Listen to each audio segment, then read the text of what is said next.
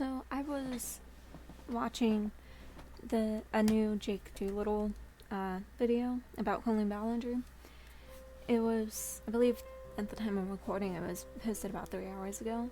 And, I was watching it, and everything, like all the drama set aside, I genuinely felt terrible for her children. Like the three, I believe it's three kids. One boy and then twins, a girl and a boy, I believe. But yeah, she's one of those family channels that posts, like, her whole channel revolves around her being mom and what her kids have done that day. Like, not what she has done, like she presents it.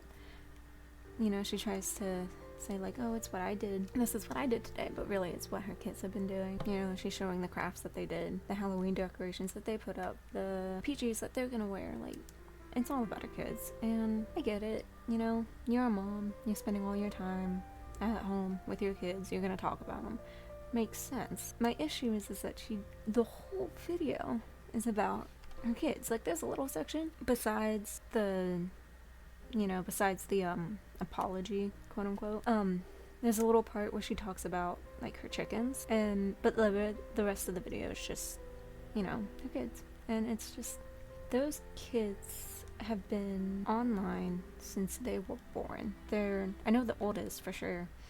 His birth video, like the video of her giving birth to him, is on YouTube. So he's been on YouTube his entire life. Like, he's always had a camera up his face, and that's just so sad. Like, why would you do that to your kid? Nobody needs to know that much about your child.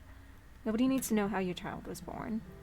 Nobody needs to know what your kid's favorite blanket is, or like what PJs they're gonna wear tonight for bed, or their routine. And the crazy thing about that is that in that video, the kids weren't even in it. It was just her talking about them. So even if at some point in their life, which I don't think this is going to happen because they're so conditioned to believe that having a camera up their face is normal, but even if at one point in their life they decide, maybe I don't want to be online this entire time, she might respect the fact that they don't want to be on camera, like physically on camera, but she's still gonna talk about them, I can guarantee. Like, and not just like a normal talking about your kid, like actually, like, I don't know how to put it, and giving, like, that, talking about things that the viewers don't need to know about their kid. Just oversharing about a 5-year-old or is infuriating, because like I said, they're used to this, which is sad. They're not going to see anything wrong with this for a while, if ever. And they also, like every other family channel, they seem to be very sheltered, or isolated is more of the word that I would use, where they aren't allowed to, like, they don't go to school, right? They're probably going to be homeschooled. The oldest, I don't know if he is homeschooled already, but it doesn't matter, they probably will be.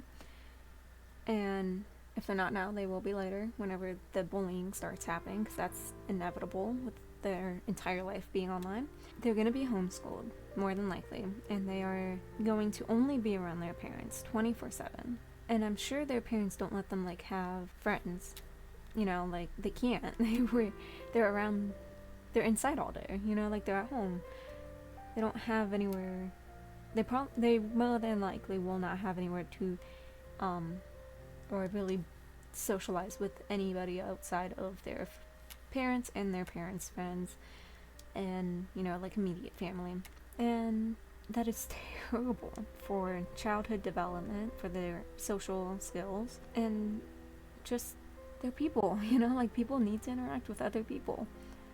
We are social beings. Let your kids be a person.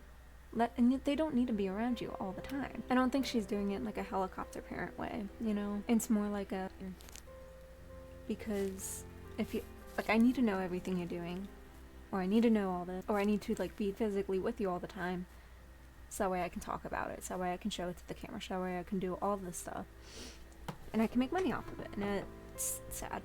It's really sad. People think like that, and that they're allowed to get away with it. Like, I get it.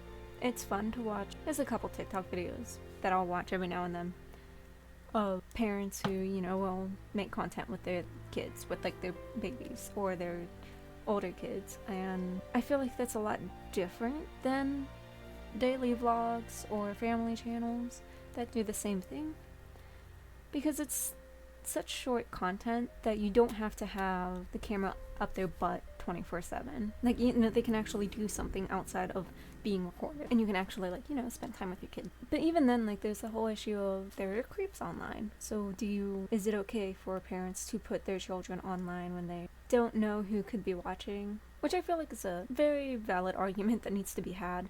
But I definitely think that, like, daily vlogging that heavily involves children, especially young children, just shouldn't be allowed, or at least shouldn't be allowed to be monetized, because I feel like that would just be, like, if you weren't allowed to monetize it, and you could only post it for, like, the fun of posting it, then I feel like that would weed out a lot of these YouTubers that are doing this kind of stuff. Like, 8 Passengers parents, like, if they have a lot going on, and I'm not trying to compare them to Colleen, because they're not on the same page, but they definitely wouldn't have been, I don't know if they wouldn't have been more likely to have fallen for the scheme or done what they did if they weren't being paid to post these videos. But I feel like I feel like it would have helped a lot if they weren't being paid, because then they wouldn't be as motivated to post the videos online, which would have just helped the kids mentally, I feel, at least,